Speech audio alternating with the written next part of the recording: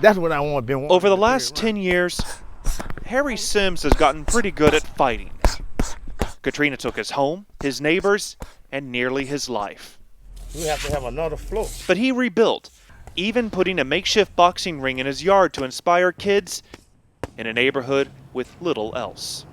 It was a fight to come back and wishing everybody else come back too. Work. When it comes to rebuilding, he says, too many others haven't jumped in the ring. Much of New Orleans is thriving. But across the city's lower 9th Ward, progress has been painfully slow.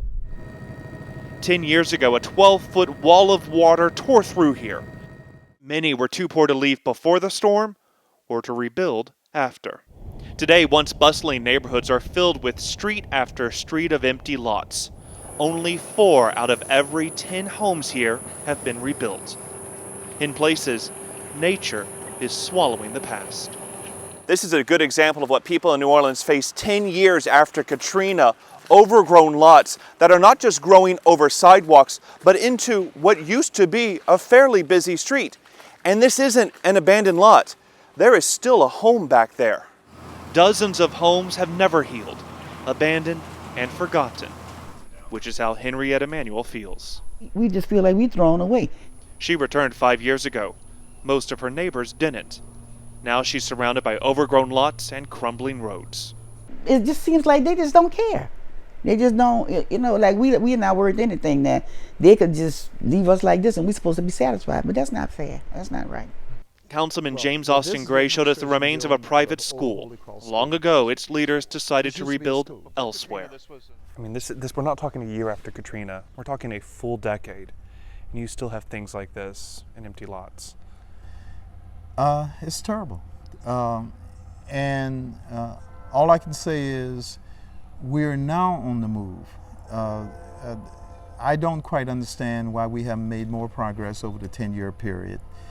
I don't quite understand why we haven't made more progress over the 2-year period that I've been here, except I learned that government moves so slow.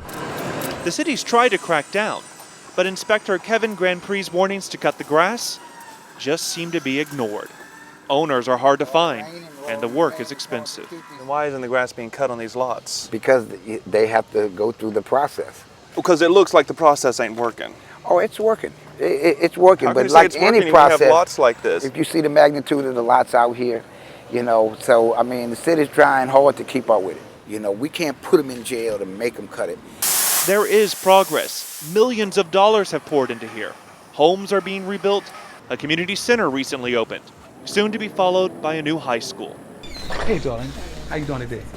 And the smallest starts can make the biggest difference. Brunel Cotlin opened the only market here, critical in a place where many don't have cars. If we didn't have the Galveston store, we wouldn't have nothing. So we have to walk at least 15 blocks to get something to drink for our kids. He bet his entire life savings, $80,000. And after 10 months, still no profit. Yet he has zero regrets. You have to do something to make a change. And nobody else is going to do it. You have to do it. And this will have to turn out that somebody was me. Here, each homecoming makes a difference. Sims doesn't look at what Katrina took, but rather what it gave. Now you see the difference? Churches is back. Balls ain't. It's coming out better than it was before. Better and stronger, he hopes, for a neighborhood very much still fighting. Jonathan Betts, Al Jazeera, New Orleans.